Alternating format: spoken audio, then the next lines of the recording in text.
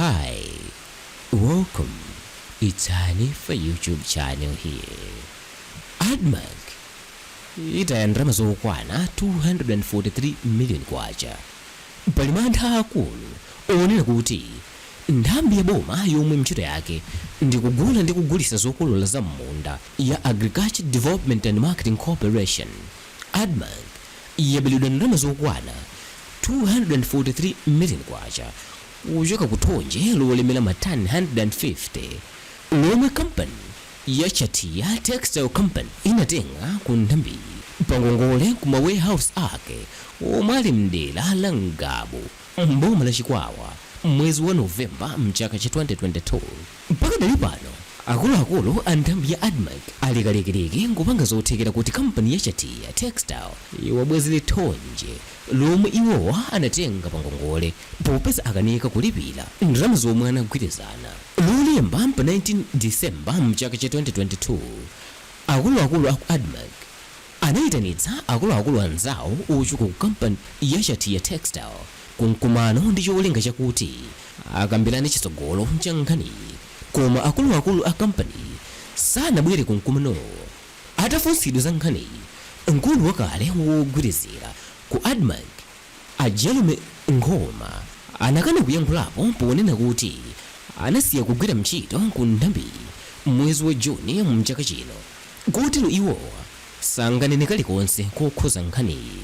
Iye anati ndikuyenera kuti atula nkhani afunse mkulu woyang'anira zachuma ku nthambiyi a Chris Mangani kapena a Ethel Zilira Khaso womwe ndi mkulu woyang'anira zakagwiridwe ka ntchito kumeneko.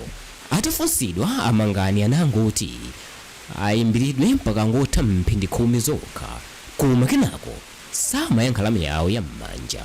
Malipoti akuonesa kuti akuluakulu ena a nthambi ya Admarc anapereka chilolezo kuti kampani ya Chartia Textile itenge thonje pa ngongole m'mbuyomo.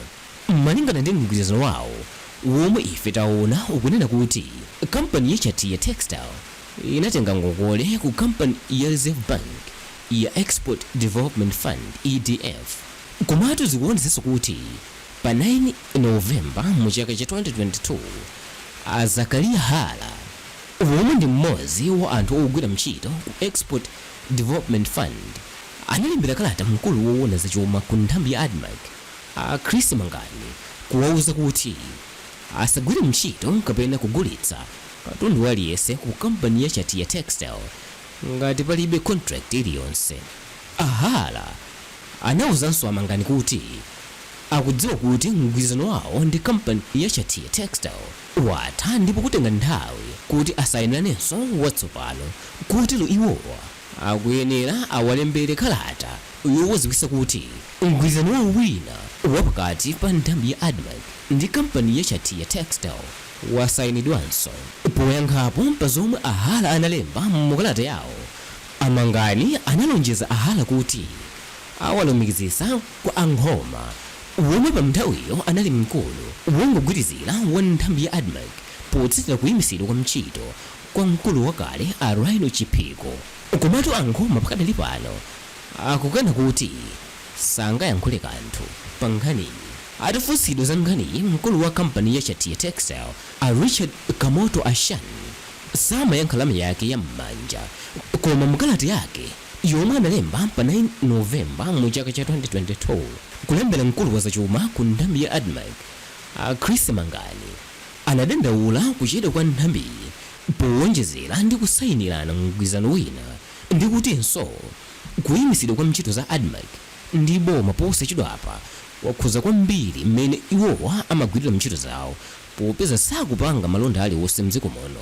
Mkulu wa bungwe loyang'anira ntchito za thonje mdziko muno la Cotton Council of Malawi a Cosmas Luanda anati sakudziwapo kalikonse ka nkhaniyi popeza ofesi yawo sanalandire dandaulo lililonse. Mpaka dali pano yemwe wasankhidwa kumene kukhala mkulu wa bodi ya nthambi ya Admarc a Profesa Zachale Kasomekeza nawo anayankhula kuti sakudziwa kanthu popeza angosankhidwa kumene. Kotero iwowa sanawuzidwe chilichonse chokhuza mmene nthambiyi ikuchitira ntchito zake.